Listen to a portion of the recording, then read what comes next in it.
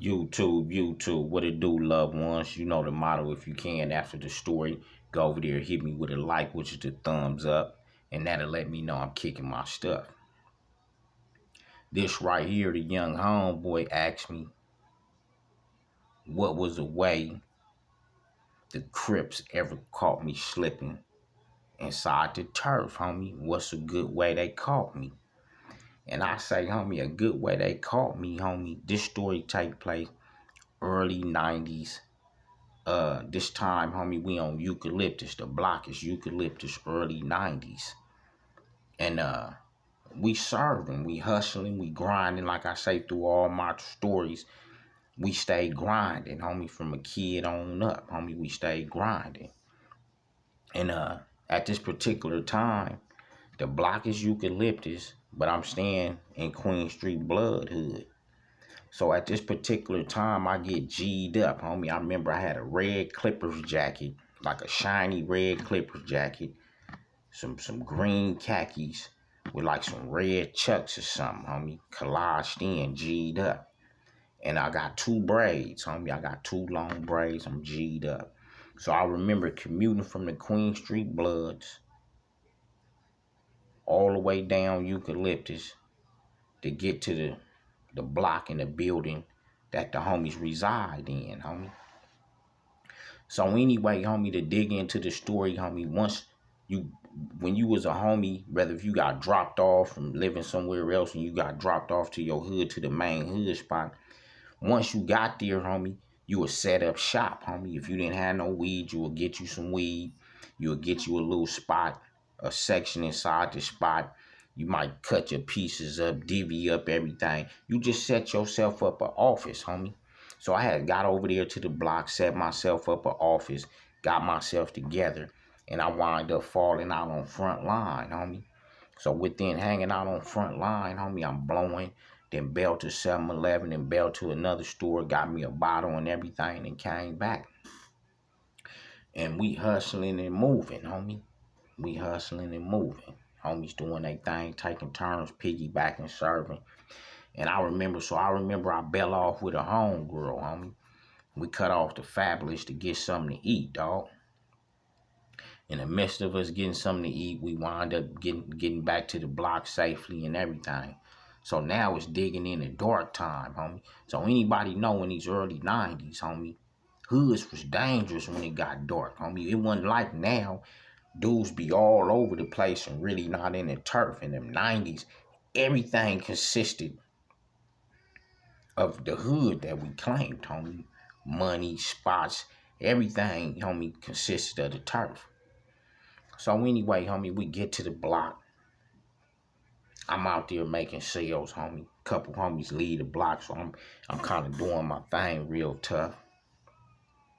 And you know, we going up the cars at this time. At this time, we going up the cars, homie.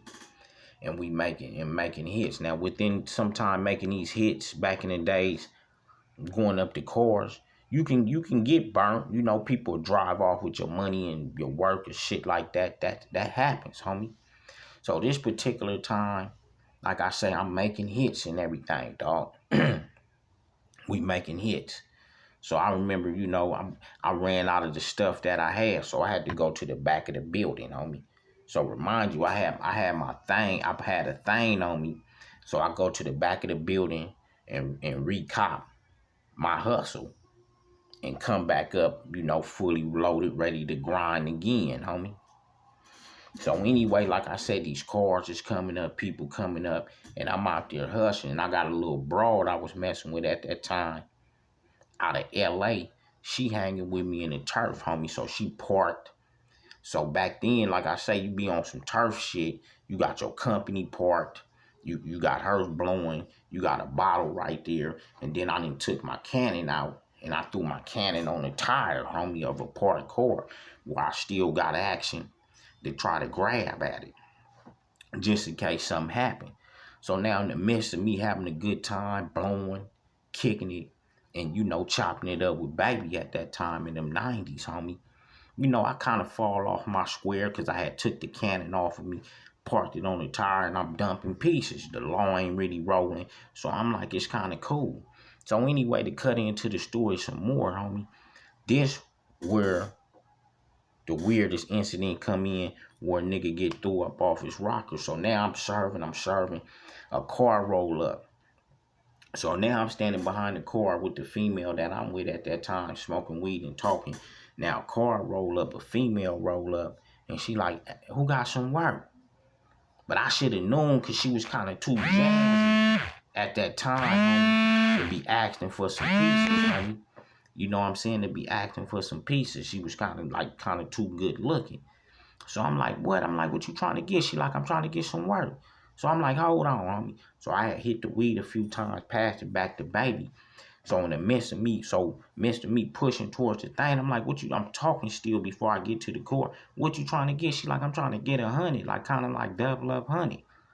So I'm like, damn, let me go see what baby want. As I'm pushing up on the core to see what baby want, I see an arm dig up out the back seat fast, homie. The nigga, they should have really waited till I like kind of stuck my head up in there like, what's happening to get at baby.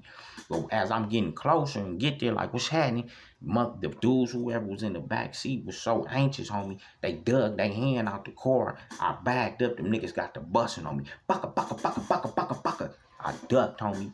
And I ducked, tried to grab for the heat. But by the end, they gone, homie. I'm kind of like shook up real bad, homie, by the time I get the heat. But I grabbed the heat to draw down to let baby in the car know, you know, a nigga active, even though I didn't have no, you know, they caught me slipping, but just to let her know a nigga was gonna try to get out, homie. So I'm rapping and raving and shit like, fuck them niggas, it's on, woo, woo, woo.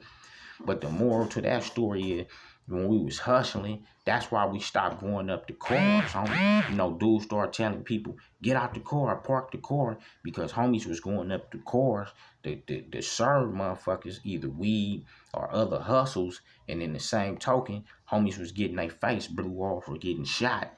And it was the same with the Rips and other gangs, homie. That was happening to the 90s. People started, you know, sending decoy cars in, doing different little shit to try to catch different people slipping. So 89 on up, G stuff, not Ye stuff.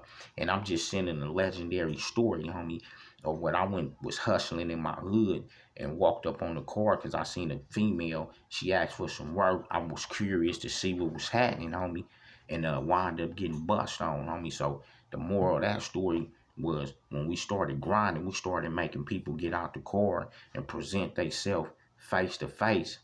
So we wouldn't know it wasn't a hit amongst the homies or anything, homie. But 89 on up, G stuff, not Ye stuff, and I'ma just keep sending it, homie. I'm out.